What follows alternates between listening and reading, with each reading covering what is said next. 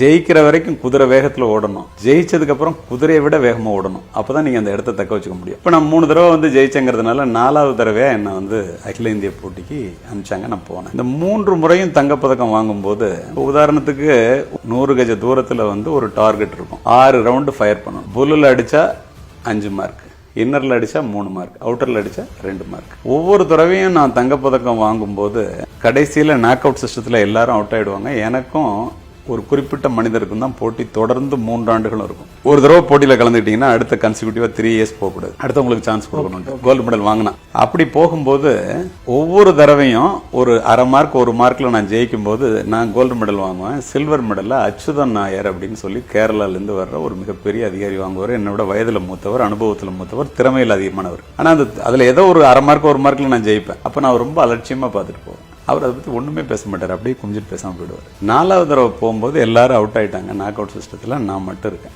யாரோட போட்டி போட போறோம்னா ஒரு பொண்ணு வந்து நினைச்சு நான் தான் அப்படி. நான் உடனே 40 ஆண்டுகளுக்கு முன்னால 3 முறை அகில இந்திய போட்டியில தங்கப்பதக்கம் வாங்கினவனோட போட்டி போட்டு முதல் முறையா வர்ற ஒரு பெண் துப்பாக்கி சுடுற விஷயத்துல எல்லாம் வந்து ஜெயிக்கிறதுங்கிறது கற்பனையில கூட நினைக்காது. அதனால அந்த பொண்ணை நான் ஒரு பயத்தை உண்டாக்கணும்னு நினைச்சிட்டு டாஸ் எல்லாம் வேண்டாம், டாஸ் போடுவாங்க. டாஸ் என்னன்னா டாஸ் போட்டா யார் ஜெயிக்கிறாங்களோ அவங்க எதிரியினுடைய பலம் என்னன்னு தெரிஞ்சுக்கிட்டு நான் 2வதா சுடுறேன் கிரிக்கெட் மாதிரி. அதெல்லாம் ஒன்றும் வேண்டாம், நான் சுடுறேன். அந்த பொண்ணு சுடுங்க இருந்துச்சு. நான் போய் 6 ரவுண்டு சுட்டேன். 5 ரவுண்டு புல்லு, 1 ரவுண்டு இன்னர். புரியறதுக்காக இதை இந்த சம்பவத்தை கொஞ்சம் மாடிஃபை பண்ணி சொல்றேன். அந்த பொண்ணு அங்கேருந்து வந்துச்சு, அதுவும் சுட்டுச்சு. அதுவும் 5 ரவுண்டு புல்லு, 1 ரவுண்டு இன்னர். எனக்கு பெரிய ஆச்சரியம்.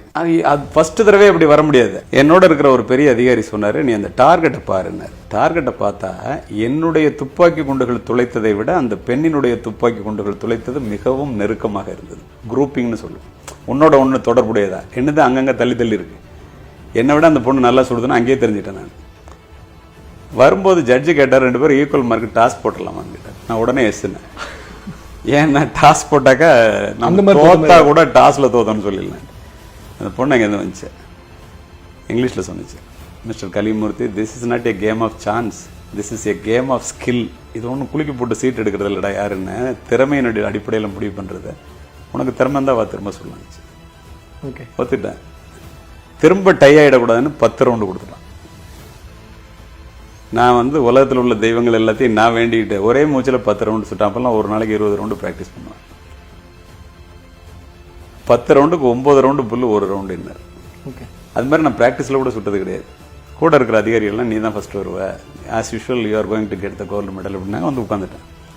அந்த பொண்ணு வந்து ஒரே மூச்சில் 10 ரவுண்டு சுடிச்சு, 10க்கு 10 புல். நான் தோற்றுட்டேன். நீங்கள் தோல்வியை பற்றி கேட்டிங்களா, நான் தோற்று போய்விட்டேன். இதை விட முக்கியமானது என்னன்னா, தோத்தோன்னு அப்படி துப்பாக்கி தூக்கி கீழே போட்டேன். அது வந்து அப்படி தொடச்சி எடுத்து கொடுத்துட்டு எனக்கு ஒரு சல்யூட் அடிச்சிச்சு. நான் டப்புன்னு எந்திரிச்சு நான் சல்யூட் அடிச்சிட்டேன். நான் தான் உனக்கு சல்யூட் அடிக்கணும், நீ என்னை ஜெயிச்சிட்ட, நீ ஏமா எனக்கு சல்யூட் அடிக்கிறேன்னு கேட்டேன். அந்த பொண்ணு என்ன சொன்னிச்சு தெரியுமா? கலிமூர்த்தி அவர்களே, என்னிடம் தோற்றதற்காக நீங்கள் துளி கூட வருத்தப்படக்கூடாது. ஏன் தெரியுமா? உங்களிடம் 3 முறை தங்கப்பதக்கத்தை பறிகொடுத்த அச்சுதன் நாயரினுடைய மகள் நான். எப்படி இருக்கணும்? பின்னாடி இருந்து எந்திரிச்சு வர்றாரு, அழைச்சிட்டு வந்திருக்காரு பொண்ணை.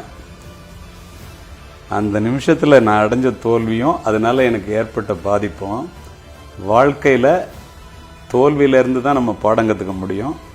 வெற்றி நமக்கு வந்து அகங்காரத்தை உண்டாக்குனுச்சுன்னா அடியோடு அடிபட்டு போயிடுவோம் அப்படின்னு நான் கத்துக்கிட்டேன்.